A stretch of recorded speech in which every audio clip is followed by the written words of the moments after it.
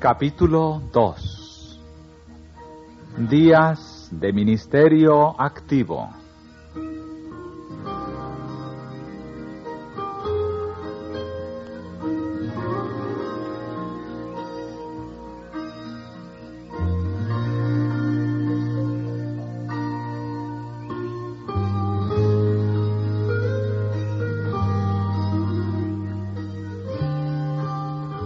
En la vivienda del pescador en Capernaum, la suegra de Pedro yacía enferma de grande fiebre, y le rogaron por ella. Jesús la tomó de la mano, y la fiebre la dejó. Entonces ella se levantó y sirvió al Salvador y a sus discípulos. Con rapidez cundió la noticia. Hizo Jesús este milagro en sábado, y por temor a los rabinos, el pueblo no se atrevió a acudir en busca de curación hasta después de puesto el sol. Entonces, de sus casas, talleres y mercados, los vecinos de la población se dirigieron presurosos a la humilde morada que albergaba a Jesús. Los enfermos eran traídos en camillas, otros venían apoyándose en bordones o sostenidos por brazos amigos, llegaban tambaleantes a la presencia del Salvador. Hora tras hora venían y se iban, pues nadie sabía si el día siguiente hallarían aún entre ellos al divino médico. Nunca hasta entonces había presenciado Capernaum día semejante. Por todo el ambiente repercutían las voces de triunfo y de liberación. No cesó Jesús su obra hasta que hubo aliviado al último enfermo. Muy entrada era la noche, cuando la muchedumbre se alejó, y la morada de Simón quedó sumida en el silencio. Pasado tan largo y laborioso día, Jesús procuró descansar. Pero, mientras la ciudad dormía, el Salvador, levantándose muy de mañana, salió y se fue a un lugar desierto, y allí oraba.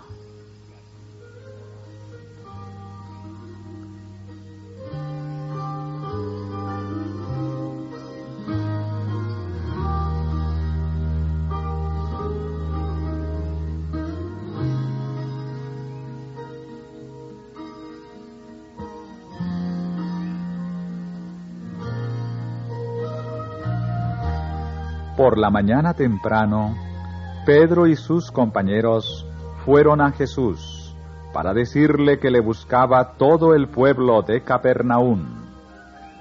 Con sorpresa, oyeron estas palabras de Cristo: también a otras ciudades es necesario que anuncie el Evangelio del reino de Dios, porque para esto soy enviado. En la agitación de que era presa Capernaum, había peligro de que se perdiera de vista el objetivo de su misión. Jesús no se daba por satisfecho con llamar la atención sobre sí mismo como mero taumaturgo o sanador de dolencias físicas. Quería atraer a los hombres como su Salvador.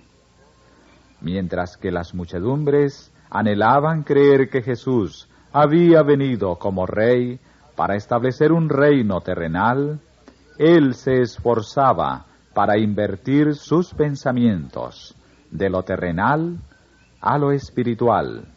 El mero éxito mundano hubiera impedido su obra. Y la admiración de la frívola muchedumbre discordaba con su temperamento. No había egoísmo en su vida. El homenaje que el mundo tributa a la posición social, a la fortuna o al talento era extraño al Hijo del Hombre. Jesús no se valió de ninguno de los medios que empleaban los hombres para granjearse la lealtad y el homenaje.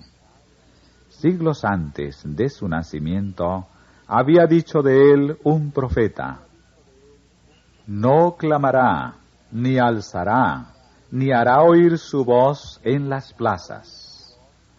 No quebrará la caña cascada, ni apagará el pábilo que humeare. Sacará el juicio a verdad.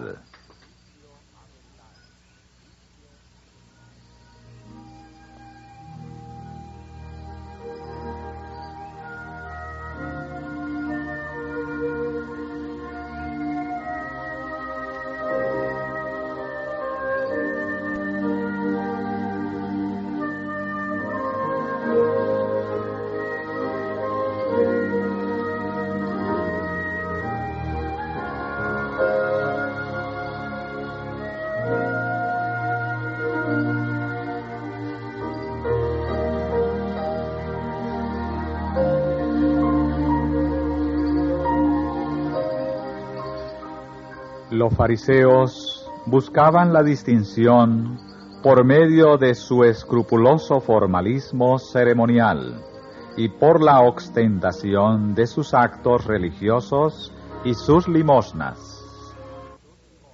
Probaban su celo religioso, haciendo de la religión el tema de sus discusiones.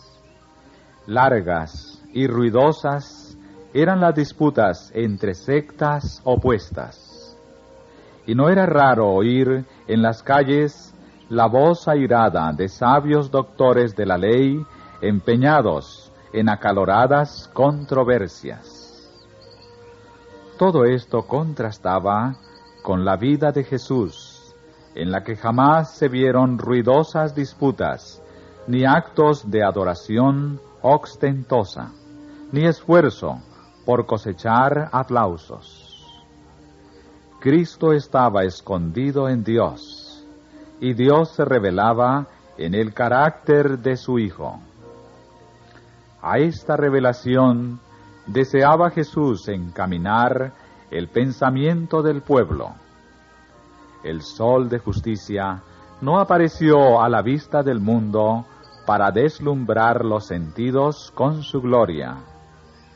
Escrito está de Cristo: como el alba está aparejada su salida, suave y gradualmente raya el alba, disipando las tinieblas y despertando el mundo a la vida. Así también nacía el sol de justicia, trayendo en sus alas salud.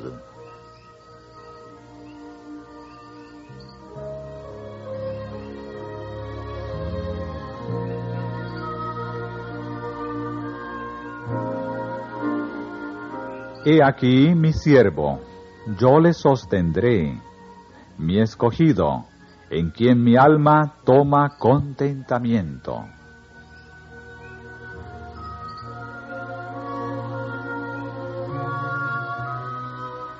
Fuiste fortaleza al pobre, fortaleza al menesteroso en su aflicción, amparo contra el turbión, sombra contra el calor.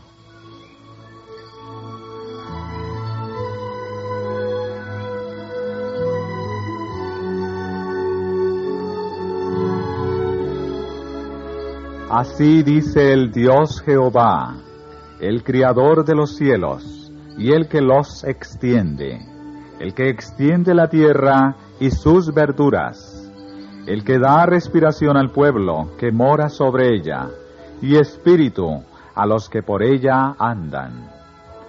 Yo, Jehová, te he llamado en justicia, y te tendré por la mano.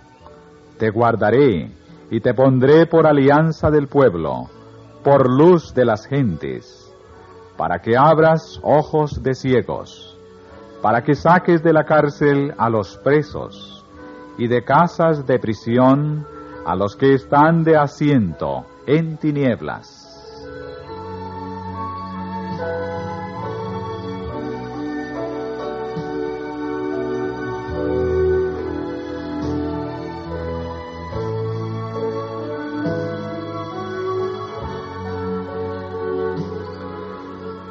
Guiaré los ciegos por camino que no sabían. Haréles pisar por las sendas que no habían conocido. Delante de ellos tornaré las tinieblas en luz y los rodeos en llanura. Estas cosas les haré y no los desampararé.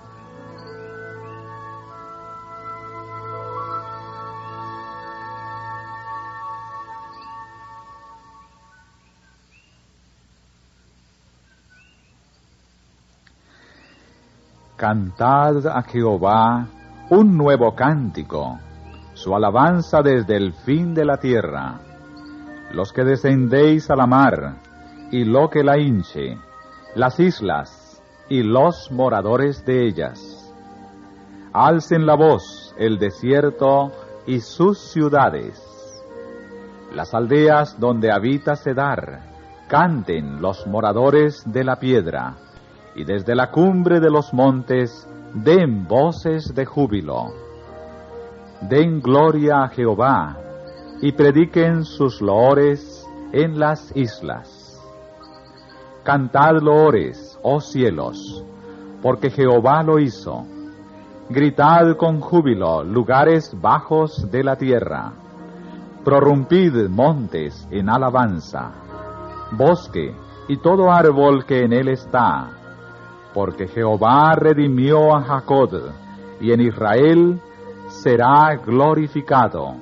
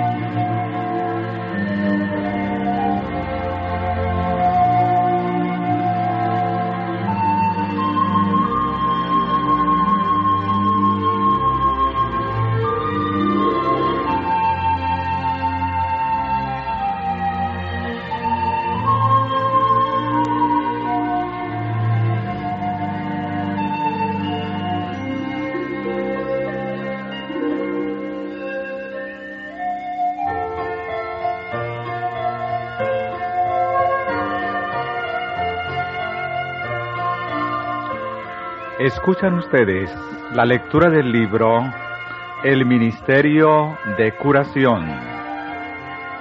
Continuación del capítulo 2. Días de Ministerio Activo.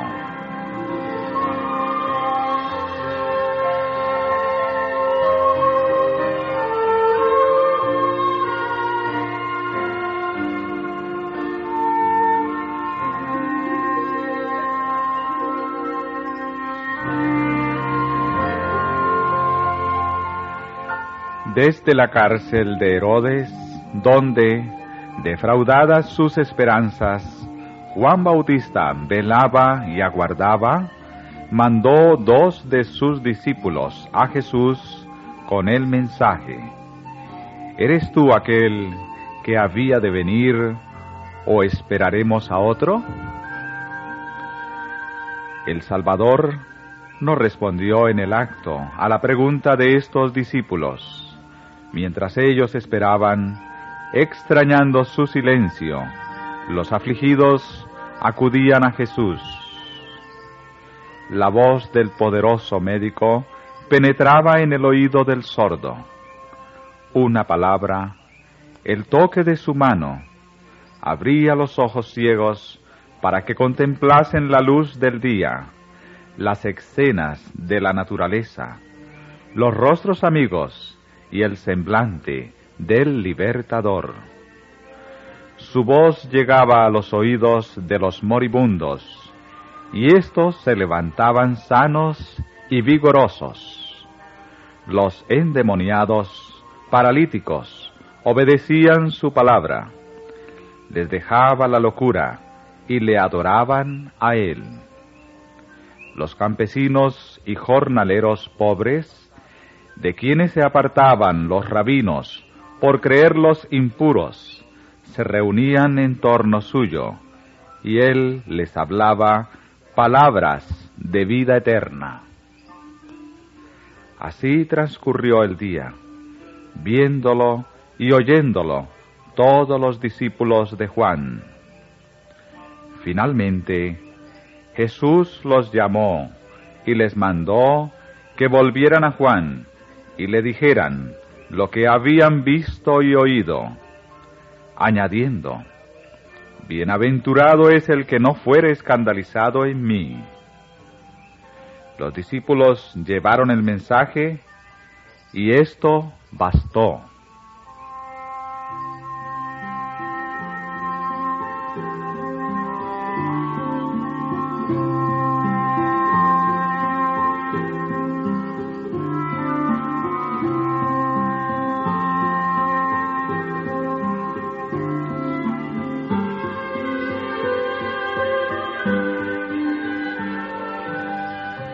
Juan recordó la profecía concerniente al Mesías. Jehová me ha ungido para anunciar buenas nuevas a los mansos. Me ha enviado para vendar a los quebrantados de corazón, para proclamar a los cautivos libertad y a los aprisionados abertura de la cárcel, para proclamar el año de la buena voluntad de Jehová, para consolar a todos los que lloran. Jesús de Nazaret era el prometido, demostraba su divinidad al satisfacer las necesidades de la humanidad doliente. Su gloria resaltaba por su condescendencia al colocarse a nuestro humilde nivel.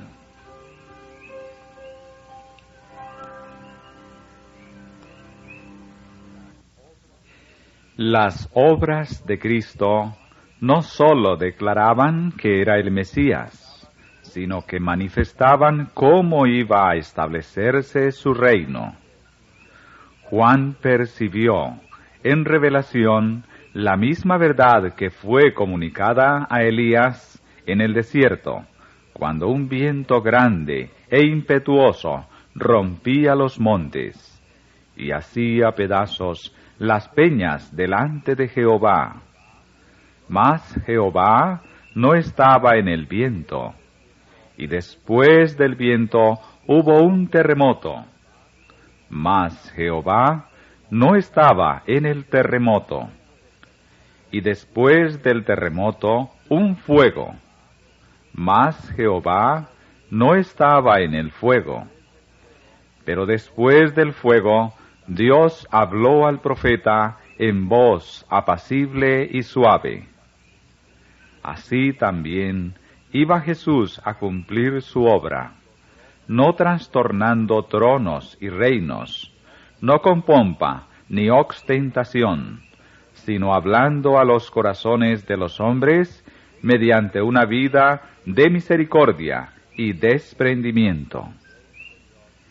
El reino de Dios no viene con manifestaciones externas, viene mediante la dulzura de la inspiración de su palabra, la obra interior de su espíritu y la comunión del alma con aquel que es su vida.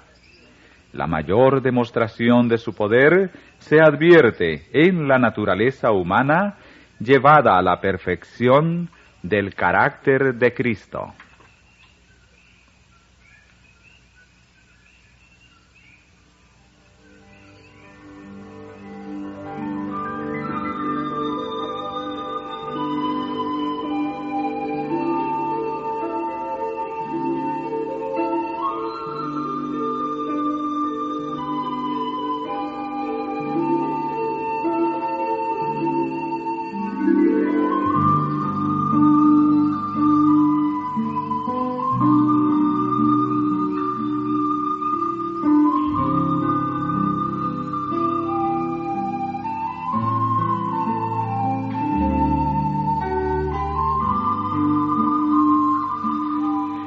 Los discípulos de Cristo han de ser la luz del mundo, pero Dios no les pide que hagan esfuerzo alguno para brillar. No aprueba los intentos llenos de satisfacción propia para ostentar una bondad superior. Desea que las almas sean impregnadas de los principios del cielo, pues entonces, al relacionarse con el mundo, manifestarán la luz que hay en ellos. Su inquebrantable fidelidad en cada acto de la vida será un medio de iluminación. Ni las riquezas, ni la alta posición social, ni el costoso atavío, ni suntuosos edificios, ni mobiliarios se necesitan para el adelantamiento de la obra, ni tampoco hazañas que reciban aplausos de los hombres y fomenten la vanidad. La ostentación mundana, por imponente que sea, carece enteramente de valor a los ojos de Dios. Sobre lo visible y temporal, aprecia lo invisible y eterno. Lo primero tiene valor tan solo cuando expresa lo segundo. Las obras de arte más exquisitas no tienen belleza comparable con la del carácter, que es el fruto de la obra del Espíritu Santo en el alma. Cuando Dios dio a su Hijo a nuestro mundo, dotó a los seres humanos de riquezas imperecederas, en cuya comparación nada valen los tesoros humanos acumulados desde que el mundo es mundo. Cristo vino a la tierra y se presentó ante los hijos de los hombres con el atesorado amor de la eternidad, y tal es el caudal que, por medio de nuestra unión con Él, hemos de recibir para manifestarlo y distribuirlo. La eficacia del esfuerzo humano en la obra de Dios corresponderá a la consagración del obrero al revelar el poder de la gracia de Dios para transformar la vida. Hemos de distinguirnos del mundo, porque Dios imprimió su sello en nosotros, y porque manifiesta en nosotros su carácter de amor. Nuestro Redentor nos ampara con su justicia.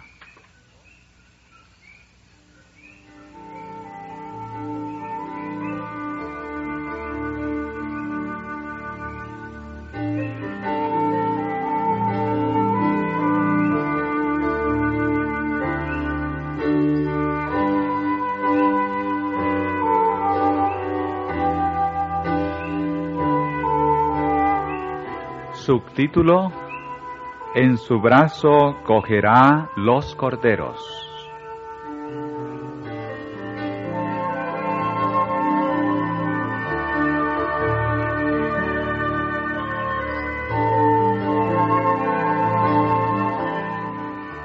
Al escoger a hombres y mujeres para su servicio, Dios no pregunta si tienen bienes terrenales, cultura o elocuencia.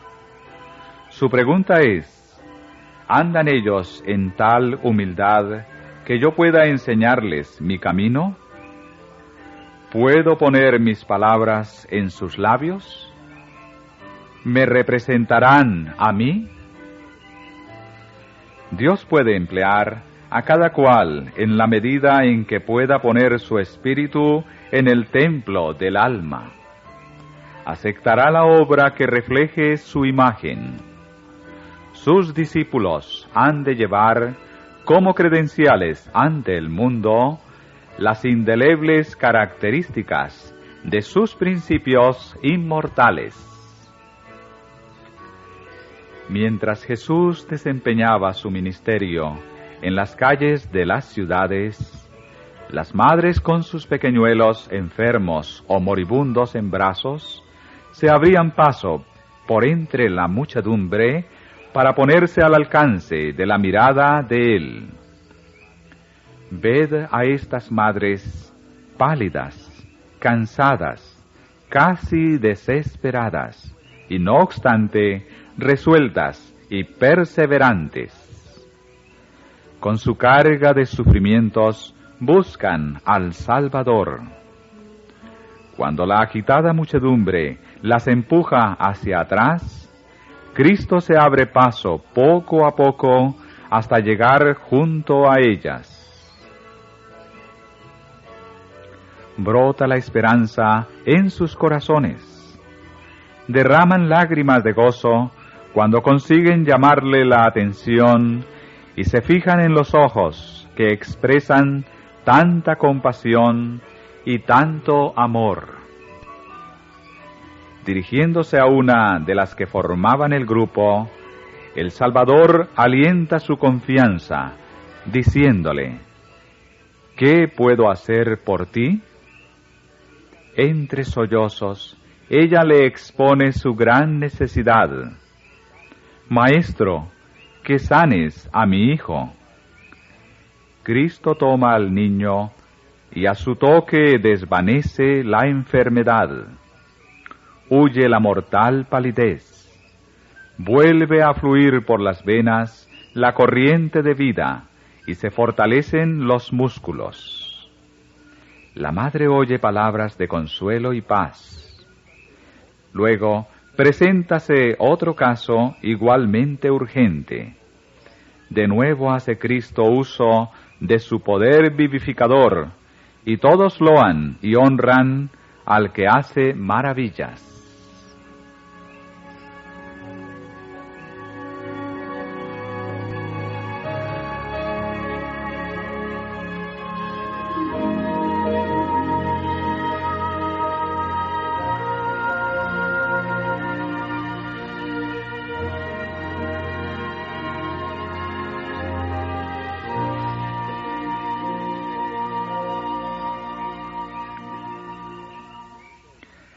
Hacemos mucho hincapié en la grandeza de la vida de Cristo.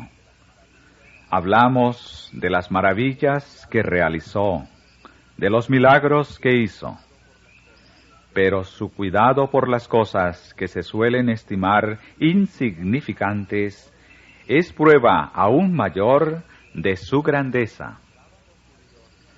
Acostumbraban los judíos llevar a los niños a algún rabino para que pusiese las manos sobre ellos y los bendijera.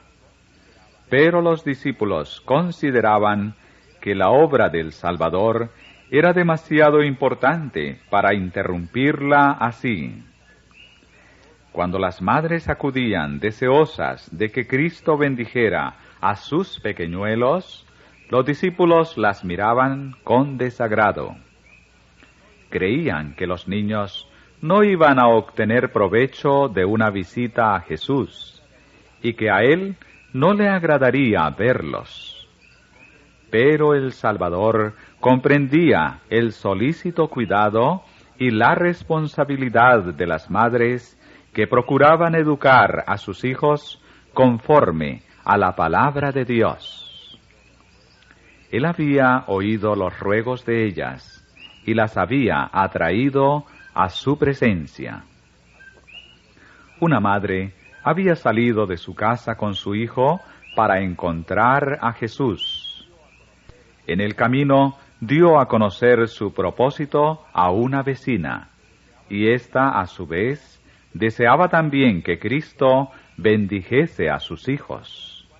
Así que fueron unas cuantas madres con sus hijos, algunos de los cuales habían pasado ya de la primera infancia a la niñez y juventud.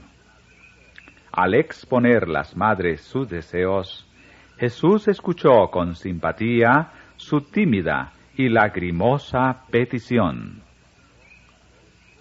Pero aguardó para ver cómo las tratarían los discípulos, y al notar que éstos las reprendían y apartaban, creyendo así prestarle servicio a él, les demostró el error en que estaban, diciendo: «Dejad a los niños venir a mí, y no se lo estorbéis, porque de los tales es el reino de Dios». Tomó entonces a los niños en brazos, les puso las manos encima y les dio las bendiciones que buscaban. Las madres quedaron consoladas, volvieron a sus casas fortalecidas y bendecidas por las palabras de Cristo. Se sentían animadas para reasumir sus responsabilidades con alegría renovada y para trabajar con esperanza por sus hijos.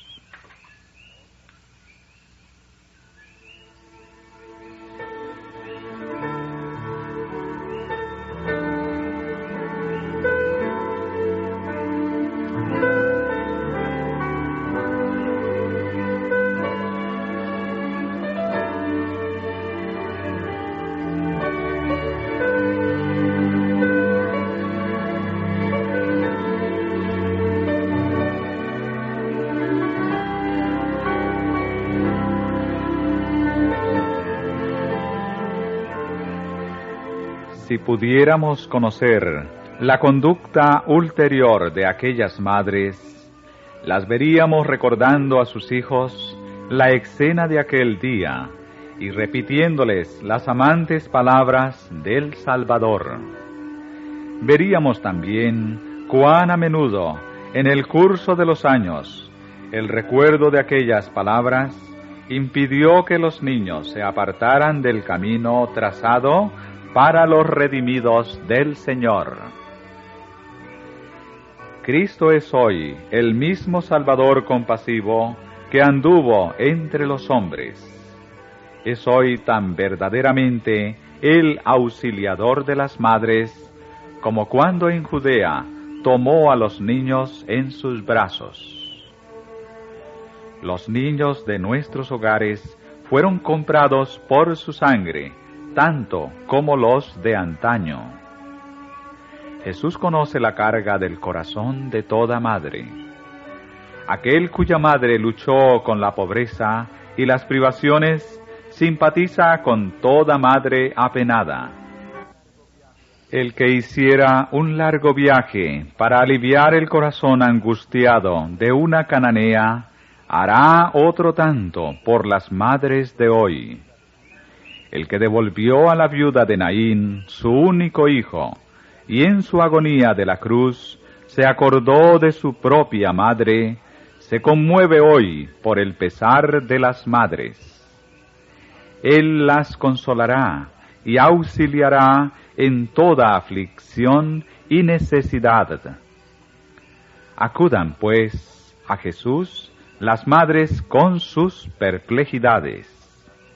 Encontrarán bastante gracia para ayudarlas en el cuidado de sus hijos. Abiertas están las puertas para toda madre que quiera depositar su carga a los pies del Salvador. Aquel que dijo: «Dejad los niños venir, y no se lo estorbéis», sigue invitando a las madres a que le traigan a sus pequeñuelos para que los bendiga.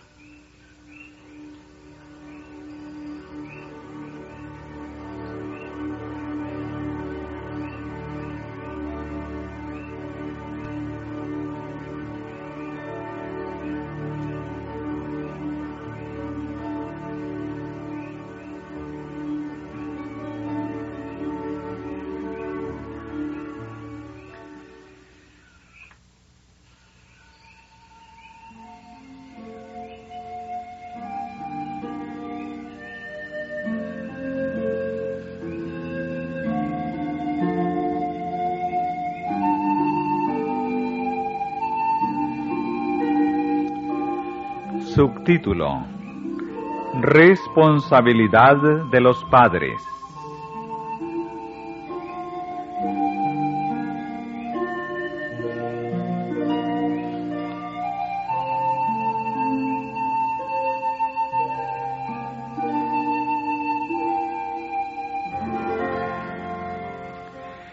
En los niños allegados a él, veía el Salvador a hombres y mujeres que serían un día herederos de su gracia y súbditos de su reino, y algunos mártires por su causa.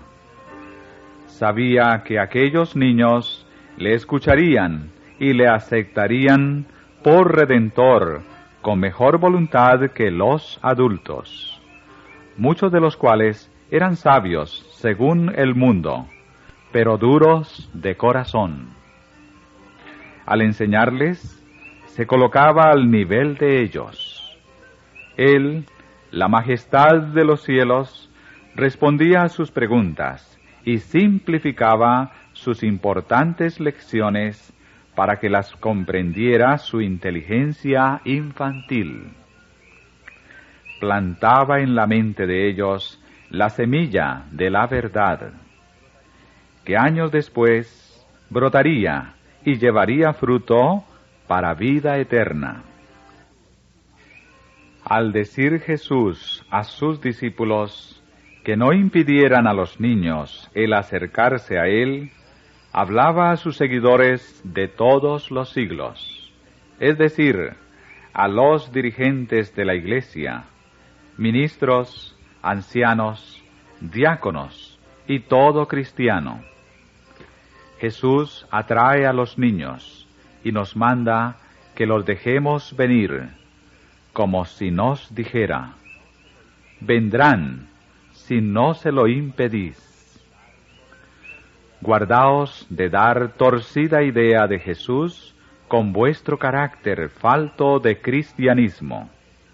No mantengáis a los pequeñuelos alejados de Él con vuestra frialdad y aspereza. No seáis causa de que los niños se figuren que el cielo no sería lugar placentero si estuvieseis vosotros en él. No habléis de la religión como de algo que los niños no pueden entender, ni obréis como si no fuera de esperar que aceptaran a Cristo en su niñez. No les deis la falsa impresión de que la religión de Cristo es triste y lóbrega, y de que al acudir al Salvador hayan de renunciar a cuanto llena la vida de gozo. Mientras el Espíritu Santo influye en los corazones de los niños, colaborad en su obra. Enseñadles que el Salvador los llama y que nada le alegra tanto como verlos entregarse a Él en la flor y lozanía de su edad.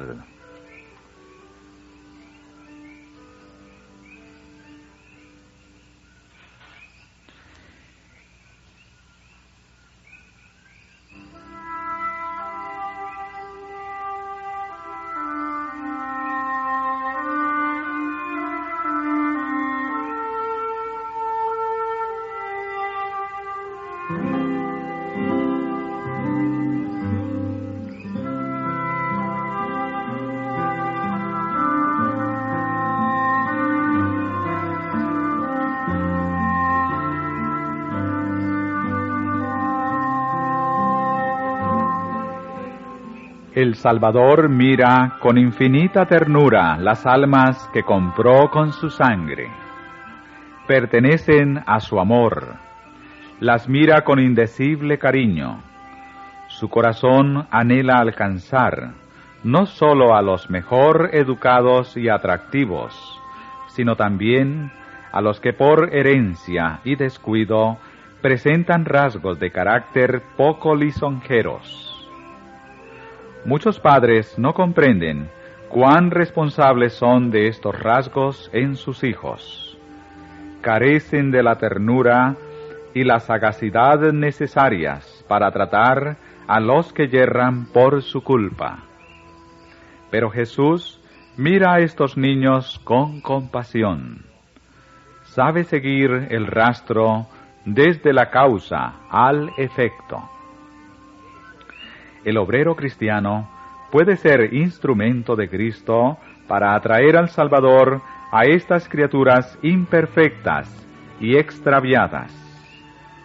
Con prudencia y tacto puede granjearse su cariño, puede infundirles ánimo y esperanza, y mediante la gracia de Cristo puede ver cómo su carácter se transforma, de modo que resulte posible decir con respecto a ellos: de los tales es el reino de Dios.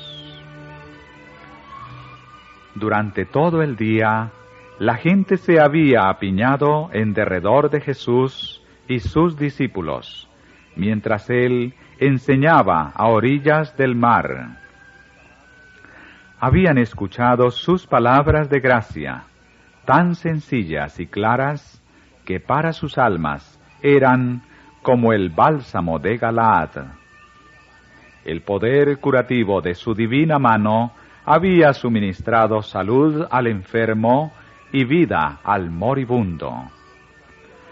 Aquel día les había parecido como el cielo en la tierra, y no se daban cuenta del tiempo transcurrido desde que comieran.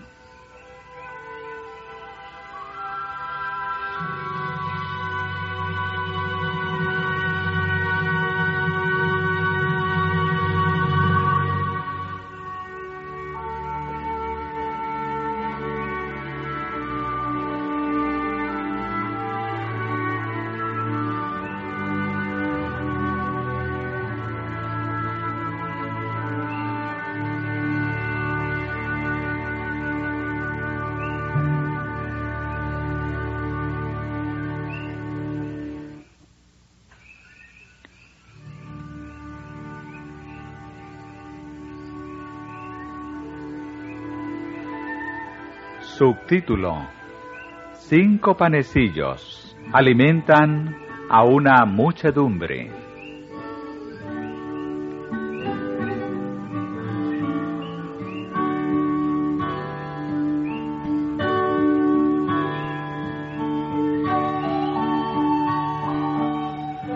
Hundíase el sol en el poniente, y sin embargo el pueblo tardaba en irse. Finalmente, los discípulos se acercaron a Cristo para instarle a que, por consideración de ellas mismas, despidiera a las gentes. Muchos habían venido de lejos y no habían comido desde la mañana. Podían obtener alimentos en las aldeas y ciudades cercanas. Pero Jesús dijo: «Dadles vosotros de comer». Luego, volviéndose hacia Felipe, le preguntó: «¿De dónde compraremos pan para que coman estos?». Felipe echó una mirada sobre el mar de cabezas y pensó cuán imposible sería alimentar a tanta gente. Respondió que 200 denarios de pan no bastarían para que cada uno comiese un poco. Preguntó Jesús cuánto alimento había disponible entre la gente. «Un muchacho está aquí», dijo Andrés, «que tiene 5 panes de cebada y 2 pececillos. ¿Mas qué es esto entre tantos?». Jesús mandó que se los trajeran. Luego dispuso que los discípulos hicieran sentar a la gente sobre la hierba. Hecho esto, tomó aquel alimento y, alzando los ojos al cielo, bendijo y partió y dio los panes a los discípulos, y los discípulos a las gentes. Y comieron todos, y se hartaron, y alzaron lo que sobró de los pedazos, 12 cestas llenas. merced a un milagro del poder divino, dio Cristo de comer a la muchedumbre, y sin embargo, cuán modesto era el manjar provisto. Solo unos peces y unos panes que constituían el alimento diario de los pescadores de Galilea.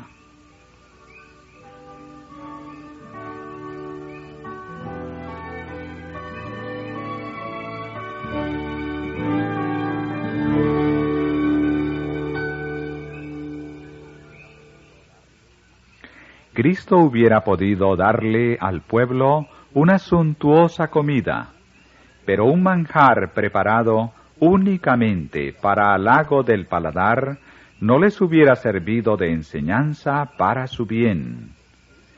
Mediante este milagro, Cristo deseaba dar una lección de sobriedad. Si los hombres fueran hoy de hábitos sencillos, y si viviesen en armonía con las leyes de la naturaleza, como Adán y Eva en un principio, habría abundantes provisiones para satisfacer las necesidades de la familia humana. Pero el egoísmo y la gratificación de los apetitos trajeron el pecado y la miseria, a causa del exceso por una parte y de la necesidad por otra. Jesús no procuraba atraerse al pueblo satisfaciendo sus apetitos. Para aquella gran muchedumbre, cansada y hambrienta, después de tan largo día lleno de emociones, una comida sencilla era prenda segura de su poder y de su solícito afán de atender a las necesidades comunes de la vida. ¿No ha prometido el Salvador a sus discípulos el lujo mundano? El destino de ellos puede hallarse limitado por la pobreza, pero ha empeñado su palabra al asegurarles que sus necesidades serán suplidas y les ha prometido lo que vale más que los bienes terrenales: el permanente consuelo de su propia presencia. Comido que hubo la gente, sobraba abundante alimento. Jesús mandó a sus discípulos: recoged los pedazos que han quedado, porque no se pierda nada. Estas palabras significaban más que recoger las sobras en cestas. La lección era doble: nada debe ser malgastado. No hemos de perder ninguna ventaja temporal. No debemos descuidar cosa alguna que pueda beneficiar a un ser humano. Recojamos todo cuanto pueda aliviar la penuria de los hambrientos del mundo. Con el mismo cuidado debemos atesorar el pan del cielo para satisfacer las necesidades del alma. Hemos de vivir de toda palabra de Dios. Nada de cuanto Dios ha dicho debe perderse. No debemos desoír una sola palabra de las referentes a nuestra eterna salvación. Ni una sola debe caer al suelo como inútil.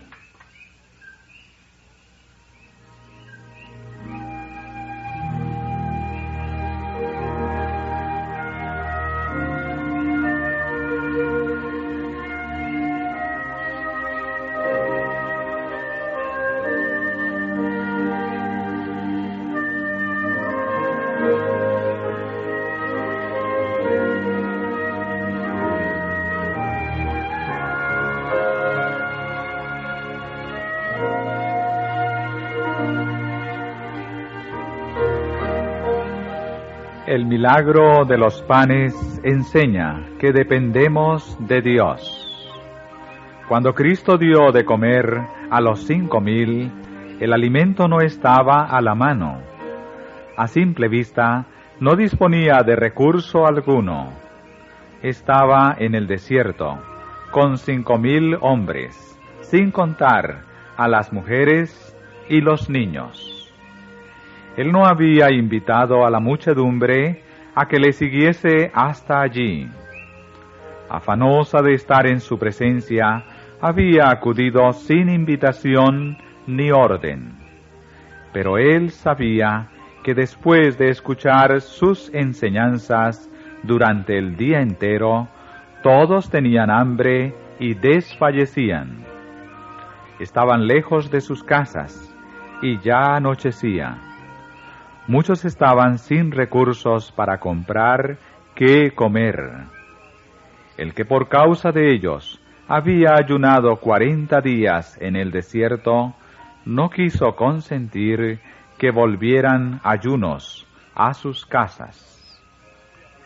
La providencia de Dios había puesto a Jesús donde estaba, y dependía de su Padre Celestial para disponer de medios con que suplir la necesidad. Cuando nos vemos en estrechez, debemos confiar en Dios. En todo trance, debemos buscar ayuda en aquel que tiene recursos infinitos. En este milagro, Cristo recibió del Padre, lo dio a sus discípulos, los discípulos al pueblo, y el pueblo se lo repartió entre sí.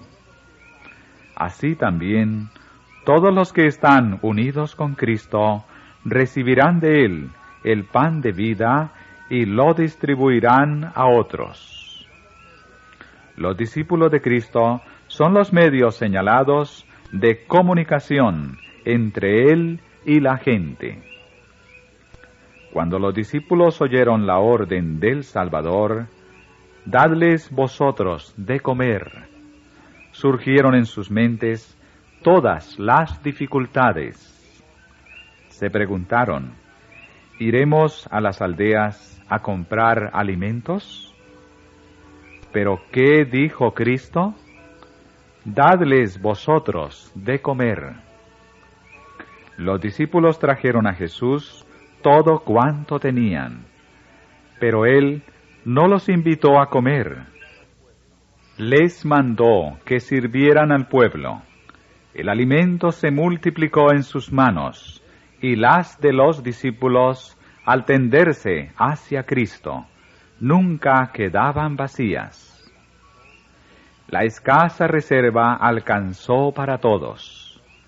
Satisfecha ya la gente, los discípulos comieron con Jesús del precioso alimento venido del cielo. Cuando vemos las necesidades de los pobres, ignorantes y afligidos, ¿cuántas veces flaquean nuestros corazones? Preguntamos, ¿qué pueden nuestra débil fuerza y nuestros escasos recursos para satisfacer tan terrible necesidad? ¿No deberíamos esperar que alguien más competente que nosotros dirija la obra o que alguna organización se encargue de ella? Cristo dice, «Dadles vosotros de comer». Valeos del tiempo, de los medios, de la capacidad de que disponéis. Llevad a Jesús vuestros panes de cebada. Aunque vuestros recursos sean insignificantes para alimentar a millares de personas, pueden bastar para dar de comer a una sola. En manos de Cristo pueden hartar a muchos. A imitación de los discípulos, dad lo que tenéis. Cristo multiplicará la ofrenda y recompensará la sencilla confianza y la buena fe que en Él se haya depositado. Lo que parecía escasa provisión resultará abundante festín.